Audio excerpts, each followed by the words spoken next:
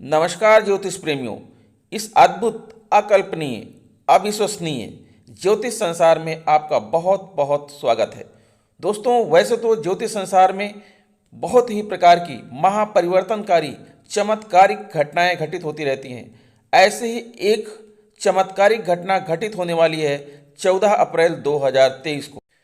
ग्रहों के राजा भगवान भास्कर मीन राशि छोड़कर मेष राशि में गोचर करेंगे, जहां पर पहले से ही राहु और बुध विराजमान हैं। तो दोस्तों, यहां मेष राशि में बनेगा एक ग्रहण योग, सूर्य और राहु की युति बनेगी। देखना है कि क्या होता है इस मेष राशि में सूर्य राहु युति का विभिन्न राशियों के जातकों पर क्या प्रभाव पड़ेगा, क्या परिवर्तन होगा, क्या चमत्कार होगा। आप हमारी वीडियो में बने रहें और देखते रहें कि इस महाचमत्कारी घटना का आपके जीवन पर क्या प्रभाव पड़ेगा। दोस्तों, सबसे पहले समझ लेते हैं कि ग्रहण योग क्या है। आपको बताना चाहेंगे कि वैदिक ज्योतिष के अनुसार कुंडली में ग्रह, नक्षत्रों और भावों की स्थिति के अनुरूप ही योग और दोष बनते हैं। यदि किसी जातक की कुंडली में ग्रह और नक्षत्रों की चाल अच्छी नहीं है तो उसके जीवन पर बुरा प्रभाव पड़ता है। उसे जीवन भर कड़ी मेहनत करनी पड़ती है और मनचाहा परिणाम के लिए इंतजार भी करना पड़ता है। ऐसा ही एक योग है जिसका नाम है ग्रहण योग, जिसे ज्योतिष में अशुभ योग कहते हैं। इस योग के निर्माण से जातक को जीवन में असफलता मिलती है और आर्थिक तंगी बनी रहती है। दोस्तों, ग्रहण शब्द संस्कृत से लिया गया है। वैदिक ज्योतिष में राहु और केतु को सूर्य या चंद्रमा पर ग्रहण लगाने की जिम्मेदारी सौंपी गई है।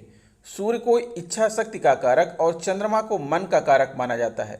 जब किसी कुंडली के 12 भावों में किसी भी भाव में सूर्य या चंद्रमा के साथ राहु या केतु में से कोई भी विराजमान हो तो ग्रहण योग बनता है। खास बात यह है कि जिस भाव में यह योग बनता है उस भाव से संबंधित परिणामों में अशुभ प्रभाव डालता है। जिस तरह सूर्य ग्रहण लगने पर अंधकार छा जाता है और चंद्र ग्रहण लगने पर चांदनी खो जाती है, उसी तरह जीवन में ग्रहण योग बनने पर जातक को सभी कार्य रुक जाते हैं और कई बार कार्य पूरा होते होते अचानक से बीच में रुक जाता है। ऐसी स्थिति में ग्रहण योग बनता है। कुंडली में ग्रहण योग निर्माण से गर्भाधारण करने में समस्याएं आती हैं और इस योग में पैदा हुआ जातक हमेशा बीमार रहता है। इस योग की वजह से आपके घर या व्यापार में अचानक से कोई बाधा पैदा हो सकती है, जिसकी वजह से आपको मानसिक तनाव पैदा हो सकता है। आपके घर और व्यवसायिक परिसर में शांति और सद्भाव की कमी बनी रहती है और जब भी हम प्रवेश करते हैं तो हम नकारात्मक वाइब्स महसूस करते हैं। कुंडली में इस योग की वजह से आपके द्वारा किया गया परिश्रम भी आपका मनचाहा परिणाम दिलाने में असमर्थ होता है। ग्रहण योग के कारण व्यक्ति को सही करियर चुनने में समस्याओं का सामना करना पड़ता है। कार्यक्षेत्र में ग्रोथ और इंक्रीमेंट प्राप्त करने में समस्याएं होती हैं। पुरानी बीमारियां व्यक्ति को घेर लेती हैं। निराशा और अवसाद व्यक्ति के जीवन को बर्बाद कर देते हैं। यदि ग्रहण योग 7वें घर में बनता है तो यह जीवन साथी के साथ मतभेद की स्थिति पैदा करता है। कुंडली में ग्रहण योग से जातक को समाज में अपयश और बेइज्जती का सामना करना पड़ सकता है। कुंडली में इस योग के निर्माण से संतान की शिक्षा पर भी गहरा असर पड़ता है। दोस्तों, बता दें कि कभी कभार किसी जातक की कुंडली में शुभ केतु और शुभ सूर्य की युति होने से जातक को शुभ फल भी प्राप्त होता है। जातक को कार्यक्षेत्र में ग्रोथ, इंक्रीमेंट और प्रमोशन भी मिल सकता है एवं जातक को पुत्र की प्राप्ति भी हो सकती है। इसी प्रकार कुंडली में शुभ राहु के साथ चंद्रमा की युति शक्ति योग बना देता है। इस योग से जातक को ऐश्वर्य, सुख सुविधा, कैरियर में उन्नति, व्यापार में विस्तार तथा प्रभुत्व वाला कोई पद आदि प्राप्त हो सकती है।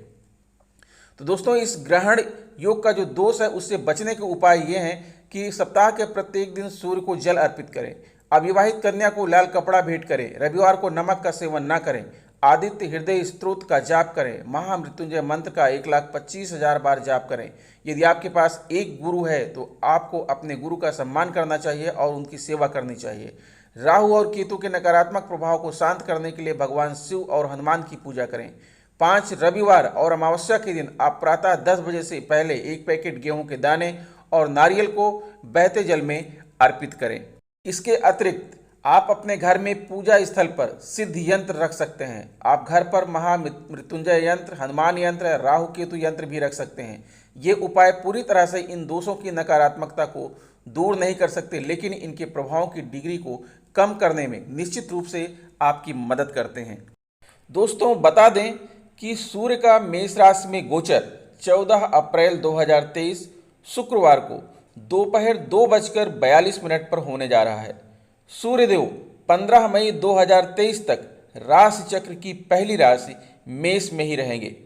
वैदिक ज्योतिष में सूर्यदेव को ग्रहों का राजा माना जाता है और यह प्रवृत्ति से पुरुष हैं।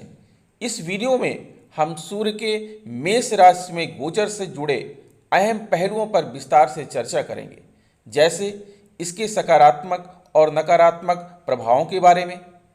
जब सूर्य अपनी मूल त्रिकोण राशि में मौजूद होते हैं तो इसके परिणाम जातकों के लिए लाभदायक होते हैं। वहीं सूर्यदेव जब मंगल के स्वामित्व वाली मेष राशि में मौजूद होते हैं तो सूर्य की यह स्थिति शक्तिशाली मानी जाती है।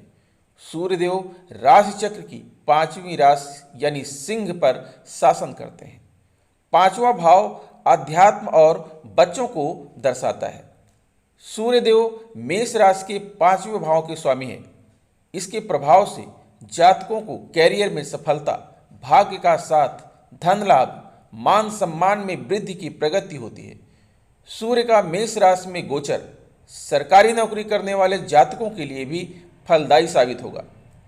इस गोचर के परिणाम स्वरूप आपके अंदर अध्यात्म के प्रति झुकाव बढ़ेगा और यह आपकी मानसिक सेहत के लिए बेहद लाभकारी साबित होगा। तो आइए इस वीडियो की शुरुआत करते हैं और जानते हैं कि सूर्य के मेष राशि में गोचर से 12 राशियों पर पड़ने वाले प्रभावों के बारे में। साथ ही हम राशि अनुसार कुछ ज्योतिषीय उपायों के बारे में भी जानेंगे, जिनकी मदद से आप सूर्यदेव के अशुभ प्रभाव को कम कर सकते हैं।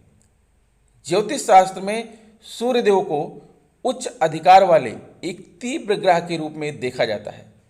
सूर्य महाराज जातकों के जीवन में अच्छे प्रशासन और सिद्धांतों का प्रतिनिधित्व करते हैं। इनके आशीर्वाद से जातकों को कैरियर में ऊंचे स्थान और मान सम्मान की प्राप्ति होती है।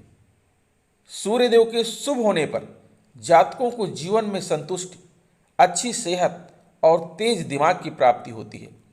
अगर आपकी कुंडली में सूर्यदेव मजबूत अवस्था में हैं तो आप एक बेहद कमजोर स्थिति से निकलकर ताकत हासिल करने में सफल हो सकते हैं। कुंडली में सूर्य महाराज की मजबूत अवस्था जातकों को कैरियर में उच्च पद की ओर ले जाती है। अगर सूर्यदेव बृहस्पति ग्रह के साथ कुंडली में मौजूद हो या इनकी दृष्टि सूर्य पर पड़ रही हो तो जातक शारीरिक और मानसिक रूप से काफी मजबूत होते हैं। वहीं अगर सूर्यदेव राहु और केतु जैसे हानिकारक ग्रहों के साथ मजबूत होते हैं तो ऐसे में आपको मान सम्मान में कमी, डिप्रेशन और आर्थिक नुकसान का सामना करना पड़ सकता है।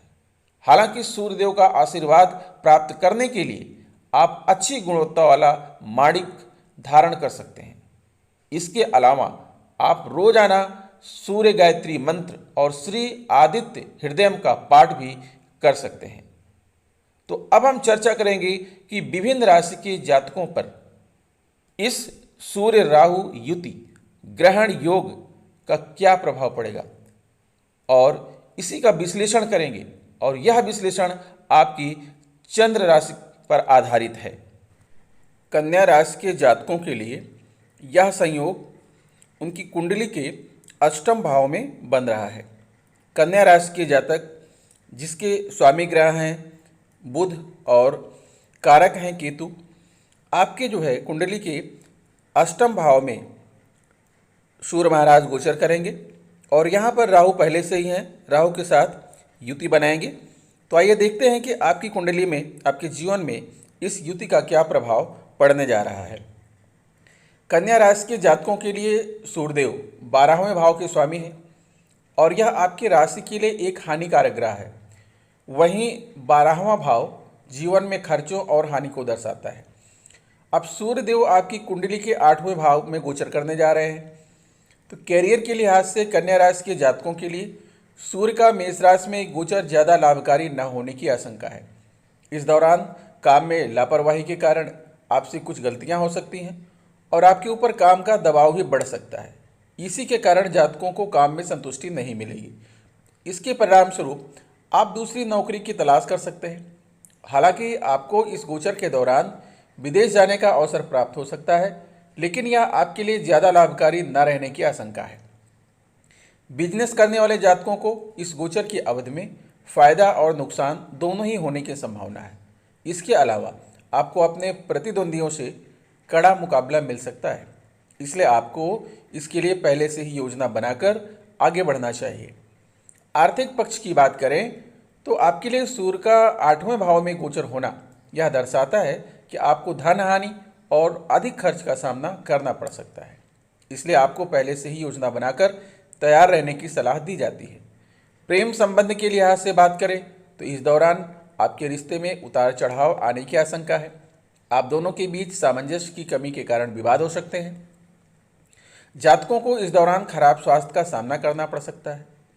इस दौरान आपको पेट संबंधित समस्याओं और सिरदर्द की शिकायत हो सकती है। 8वें भाव में सूर्यदेव आपकी कुंडली के दूसरे भाव पर दृष्टि डाल रहे हैं, इसके कारण आपके खर्च में वृद्धि हो सकती है। इसके अलावा आपके प्रेम संबंध में बातचीत की कमी के कारण गलत फहमी हो सकती है।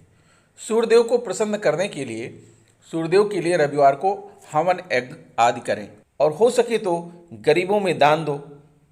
पशुओं से प्रेम करो, प्रकृति से प्रेम करो, झूठ मत बोलो, सत्यनिष्ठ बनो, सदाचारी बनो, अपने स्वास्थ्य का विशेष ध्यान रखो। आप हमेशा जीवन में खुश रहेंगे। तो दोस्तों, स्वस्थ रहिए, मस्त रहिए। मिलेंगे आपसे नेक्स्ट वीडियो में कुछ नई बातें लेकर। तब तक के लिए नमस्कार।